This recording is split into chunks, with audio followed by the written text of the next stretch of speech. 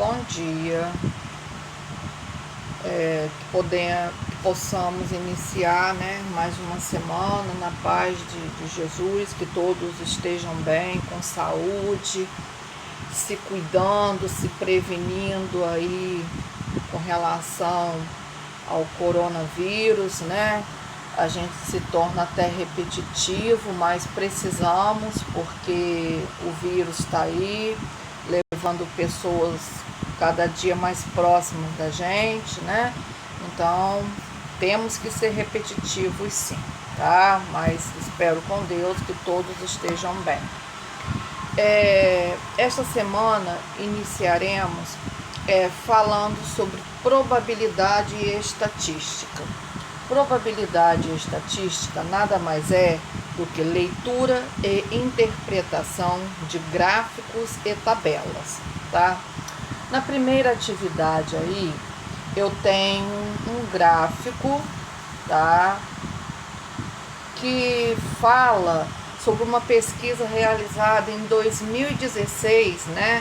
Por uma revista chamada Retratos da Leitura no Brasil, que faz um levantamento de quantas pessoas são leitores. Leitor, quando a gente fala em leitor, pensamos somente em leituras de livros, né? Revistas, mas na realidade existem vários tipos de leitura, tá? Se eu utilizo uma internet, se eu utilizo um livro, se eu vejo um filme, se eu ouço uma música, né? Então, tudo isso eu estou fazendo uma leitura, inclusive até leitura de imagem, né? Então, a partir desse gráfico, dessa tabela que está aí abaixo, nós vamos ter ciência do que muitas pessoas gostam de fazer em seu tempo livre, tá? Então, tá aí, ó, leitor e não leitor. Esse gráfico, essa tabela, ela foi confeccionada em 2016. Então, 2016 até hoje se passaram 5 anos, né? Então, será que alguma coisa mudou? Será que alguma coisa ficou mais intensa? Algum tipo de leitura mais intensa do que há 5 anos atrás? É o que a gente vai observar a partir da interpretação dessa tabela aí, tá bom? Aí, depois da gente analisar, né, a tabela, o gráfico lá atrás, nós vamos responder as perguntas a seguir, onde a primeira dela está assim: qual o objetivo da pesquisa feita em 2016, quando foi lançada a 4ª edição da obra Retratos da Leitura no Brasil? O que foi levantado, o que foi levado em consideração para que essa pesquisa fosse realizada? Que título você teria dado a essa pesquisa? Resposta pessoal, tá? Quantos aspectos foram indagados nessa pesquisa? Então, você vai ter que voltar lá na folhinha anterior para você saber. Qual o total de entrevistados que leem jornais, revistas e livros em papel ou livros digitais? Qual o total de entrevistados que usam internet, Facebook, Twitter, Instagram e jogam games ou videogames? Esse número é maior do que o número dos que leem? Qual o numeral que representa essa diferença? Então, ó, 3 perguntas em uma, hein? Qual aspecto onde há menos votantes? E qual aspecto onde há mais votantes? E você, o que gosta de fazer em seu tempo livre? Você acha que de 2016 para 2021 houve alteração nessa pesquisa? Justifique sua resposta, tá? Então, você vai analisar e ver direitinho se houve alguma alteração. Se você acha que houve alteração, tipo, as mesmas pessoas, a mesma quantidade de pessoas que usavam a internet lá em 2016 continua a mesma? Você acha que aumentou ou diminuiu hoje em 2020, 2021? agora aqui, nessa próxima atividade, né, interpretação de gráficos e tabelas, nós temos um pictograma. O que é um pictograma? É uma representação gráfica por meio de figuras. Lá na atividade anterior, nós tínhamos somente números, né? Aqui nós temos figuras. Aí o pictograma abaixo mostra o número de adolescentes com idade entre 10 e 18 anos no bairro Clareira. Aí tem as perguntinhas ao lado, tá? Que você vai ter que prestar atenção na figura para você responder essas perguntinhas que estão aí, ok? No número 2, o gráfico abaixo mostra os aniversariantes de cada mês de uma turma da Escola Municipal João Flávio Batista. Depois de analisá-lo, responde as perguntas abaixo, tá? Aí as perguntinhas. Qual mês tem mais aniversariantes? Há algum mês que não tem aniversariante? Quantos alunos fazem aniversário de janeiro até julho? E nos meses de agosto até dezembro? Quantos alunos vão fazer aniversário? Quantos alunos há nessa sala de aula? No número 3, o gráfico abaixo mostra o número de pontos que cada jogador da seleção de basquete do 5º ano marcou no final do campeonato da escola. Sabendo que todos os jogadores fizeram pontos, responda. Então, ó, eu tenho aí 2, 4, 6, 8 jogadores, tá? Em cada barrinha tem o nome de cada um. Então, vocês vão responder. Quantos jogadores participaram dos jogos? Qual jogador fez mais pontos? E qual fez menos pontos? Quantos pontos Breno fez a mais que Thiago? Qual é o número total de pontos marcados pelos jogadores nesse jogo final? Então, de todos os jogadores, você vai ver quantos pontos cada um fez e vai dizer qual o total de pontos.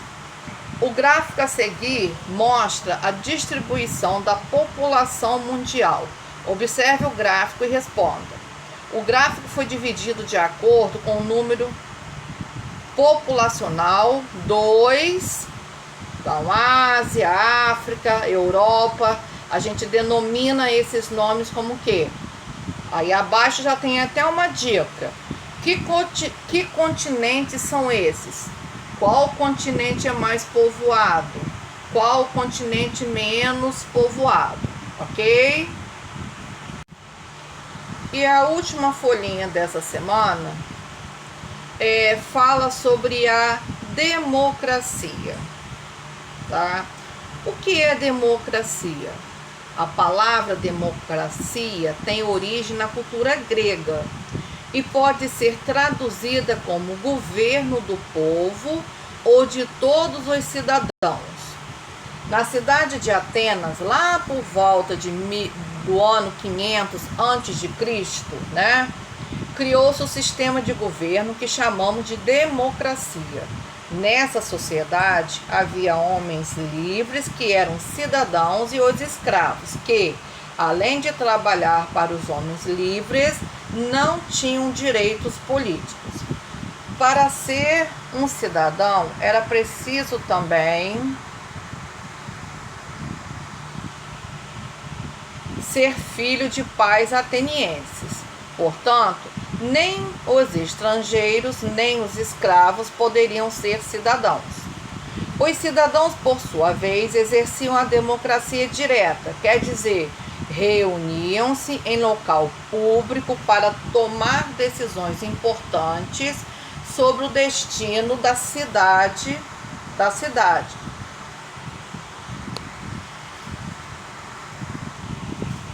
As leis eram criadas e aprovadas por essa Assembleia de Cidadãos. Já nos dias atuais, a democracia se organiza de outra forma. Em geral, ela se relaciona com um tipo especial de governo que é o governo republicano.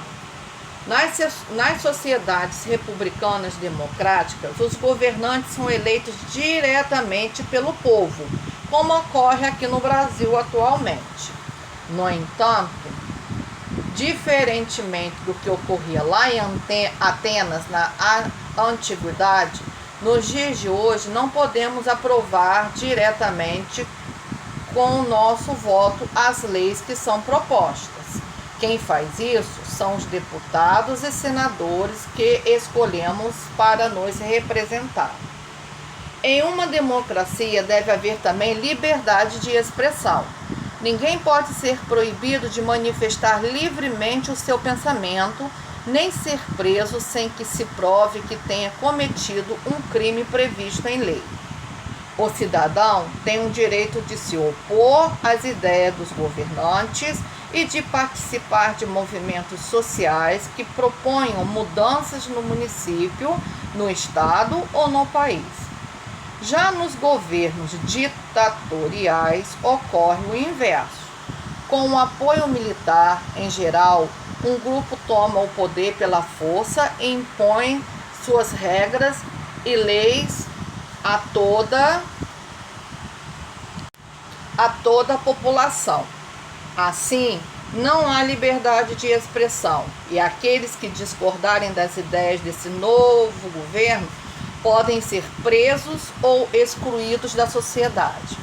Em vários casos, como ocorreu no Chile e no Brasil, milhares de pessoas foram mortas por discordar dos governos militares. É importante compreender que nos governos ditatoriais ocorre quase sempre um fortalecimento do poder executivo, do chefe do governo, em especial do presidente, e um enfraquecimento do poder legislativo, os deputados, senadores, os vereadores que elaboram e aprovam as leis. O presidente que tomou o poder e seus ministros decidem o destino da nação sem que os deputados e senadores possam interferir. Em ditaduras, como já ocorreu no Brasil, o poder legislativo até mesmo deixou de funcionar. Nos governos democráticos republicanos, os direitos dos cidadãos, as obrigações do Estado e dos governantes e suas funções são definidas por uma Constituição. Ela é elaborada por representantes eleitos pelos cidadãos, reunidos no que se denomina de Assembleia Constituinte. Essa Constituição passa a ser a lei maior do país, definindo a forma de eleição do presidente, dos deputados, dos governadores e dos presidentes. Tá, então após a leitura, desse texto que fala sobre a democracia, certo? Nós vamos responder as questões a seguir. Número 1. Qual o tema geral tratado no texto acima? Onde teve origem a palavra democracia? Por que os cidadãos de Atenas exerciam a democracia direta? Já nos dias atuais, a democracia se organiza de outra forma. Em geral, ela se relaciona com um tipo especial de como são eleitos governantes nas sociedades republicanas democráticas. Diferente do que acontecia em Atenas na antiguidade, nos dias de hoje não podemos aprovar diretamente com o nosso voto as leis que são propostas. Então, quem escolhemos para nos representar? O que significa dizer que em uma democracia deve haver também liberdade de expressão? Por que dizemos que nos governos ditatoriais ocorre o inverso do que ocorre em um governo democrático? Em quais países milhares de pessoas foram mortas por discordar dos governos militares? São características dos governos ditatoriais. São características dos governos republicanos. E na número 12, Numere os parágrafos do texto. Então, você vai ter que voltar no texto, numerar os parágrafos e, em seguida, identificar qual frase que mostra qual assunto de cada parágrafo, tá? Então, tá aí, ó. Origem da democracia com seus direitos e deveres. Que parágrafo que é lá no texto? Então, essa frase se refere a qual parágrafo, ok? Então, encerramos a atividade dessa semana, tá? Que todos tenham uma semana abençoada, que Jesus nos proteja hoje e sempre.